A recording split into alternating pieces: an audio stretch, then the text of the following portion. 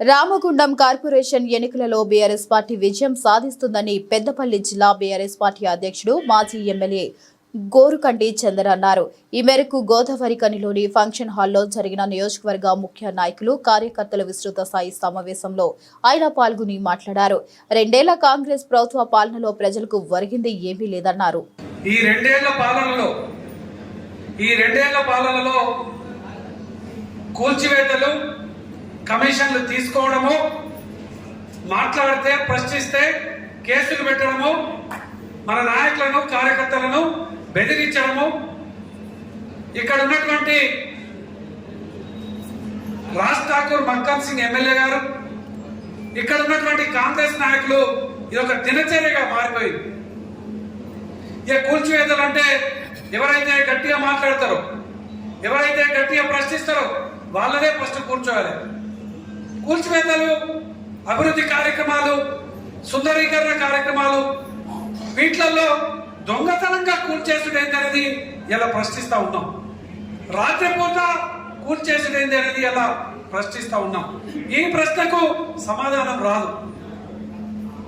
మాట్లాడితే అభివృద్ధికి ఆటంకంగా ఉన్నారని, కమిషన్ల కోసం మాట్లాడితే వాళ్ళను కేసులలో పెట్టడం, ఈ విధమైనటువంటి ఈ పాలనకు చరమగీతం పాడాలంటే రేపటి కార్పొరేషన్ ఎన్నికలలో గులాబీ జెండాను ఈ యొక్క మున్సిపల్ కార్పొరేషన్ మీద ఎగరవేయడమే ప్రధానమైనటువంటి లక్ష్యంతో పనిచేయాలి.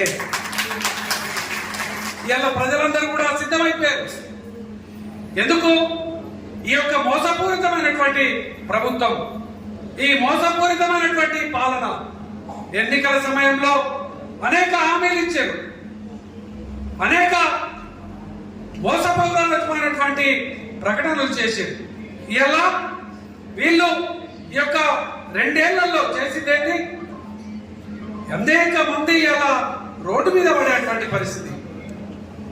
ఇలా రామగుండం నియోజకవర్గంలో ఎన్టీపీసీ నుంచి మొదలుకొంటే లక్ష్మీనగర్ దాకా ఈ నష్టపోయినటువంటి వాళ్లకు ఒక్కరికి కూడా చిన్నగా సహకారం చేసి నష్టపరిహారం ఇప్పించినటువంటి దాఖలాలు లేవు. ఇలా లక్ష్మీనగర్ లో ఉన్నటువంటి వ్యాపారుల కోసం మాట్లాడితే వ్యాపారుల కోసం మాట్లాడుతున్నామని అంటారు. ఇలా చిరు వ్యాపారస్తుల కోసం మాట్లాడితే ఉలుకు లేదు, పలుకు లేదు. మాట్లాడితే వాళ్ళతోనే ఏదో రకంగా మాట్లాడించి ఇలా నాయకులను కించపరిచేటువంటి రీతిలో మాట్లాడిస్తున్నటువంటి పరిస్థితి. ఈ పాలనను ఇప్పటి వరకు ఎన్నడూ చూడలే రామగుండం నియోజకవర్గ ప్రజానికం. ఇంత దారుణమైనటువంటి పాలనను ఎన్నడూ చూడలే. అందుకోసమే ఈ యొక్క పాలనకు బుద్ధి చెప్పాలంటే, ఈ యొక్క పాలనకు ఒక బుద్ధి రావాలంటే ఖచ్చితంగా ఈ యొక్క కార్పొరేషన్ ఎన్నికలలో కార్పొరేటర్లను గెలిపించాలనేటువంటి ఆలోచన కొద్ది ఇలా ప్రజలు ఉన్నటువంటి ఈ యొక్క నేపథ్యంలో మనం ఈ కార్యాచరణ తీసుకున్నాం. మన ఎన్నికలు రాబోతా ఉన్నాయి, దానికోసం సమావేశం పెట్టుకున్నాం. మీరందరూ కూడా ఎప్పుడు ఎన్నికలు అయితే అనే దాని మీద మీరున్నారు. ఈ ఊరు కూడా, ఈ గోదావరి పట్టణం రామగుండం కార్పొరేషన్ కూడా గత 2 సంవత్సరాలుగా ఇబ్బంది పడతా ఉంది. అనేక ఇబ్బందులు గతంలో ఎప్పుడు కూడా ఈ ఊరు ఈ విధంగా ఇబ్బంది పడలే.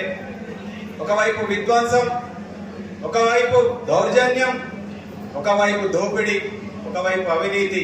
ఎవరు కూడా వాళ్ళ కడుపులకు మదుగులు వస్తాలే కాంగ్రెస్ అని చెప్పేసి ఇక్కడ ఉన్నటువంటి ఎమ్మెల్యే ఒక గుండారాజు నడుపుతా ఉన్నాడు. ఇక్కడ ఉన్నటువంటి పాలన మనకు అందరికీ తెలుసు. మనం విక్రమార్కుడు సినిమా గతంలో కూడా చెప్పిన విక్రమార్కుడు సినిమా మీరు అందరూ చూసి రావచ్చు. అలా బాబూజీ తీట్లా అనే గుండగాళ్ళు ఉంటారు.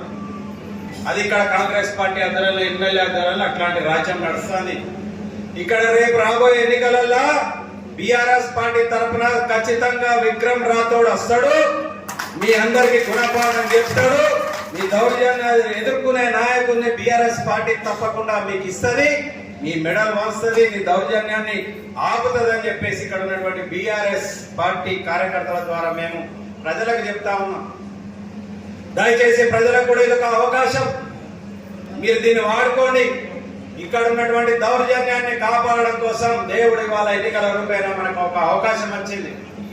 ఇవాళ మన నాయకులు కానీ కార్యకర్తలు కానీ ప్రజలు ఆలోచించి దుర్మార్గానికి అడ్డుకట్ట పట్టాలంటే ఖచ్చితంగా ఇక్కడ మేయర్ బీఆర్ఎస్ పార్టీ గెలవాల్సిన అవసరం ఉన్నది. ఇక్కడ డిప్యూటీ మేయర్ గెలవాల్సిన అవసరం ఉన్నది. ఏ ఒక్క ఇల్లు కూడా ఇవాటికెళ్ళి కూలగొట్టబడద్దు అంటే వాళ్ళ బీఆర్ఎస్ పార్టీ కార్పొరేటర్ గెలవాల్సిందే. గెలిస్తేనే దీనికి అడ్డుకట్టబడుతుంది. కాబట్టి ఇది ఎంత ప్రతిష్టాత్మకమైన ఎన్నికలు, ఈ గోదావరి గనికి అత్యంత అవసరమైనటువంటి ఎన్నికలు.